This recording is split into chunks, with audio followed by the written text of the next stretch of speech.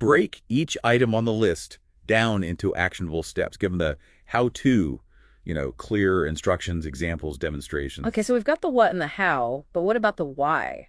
How do we get people emotionally invested in this stuff? Ah, you're talking about the power of stories. This is where it gets good. Yeah. Weave in those personal anecdotes, relatable experiences, case studies, anything to make it stick. Stories, they bring it to life, Yeah. right? Make it relatable. Exactly. Suddenly, it's not just information overload, it's a connection. Now, we've talked a lot about creating content, but what about people who don't want to be the face of their business? Can they still rock Skool? That's a good point. Not everyone's comfortable in the spotlight. What'd Max have to say about that? Well, he's got this concept, calls it the growth operator.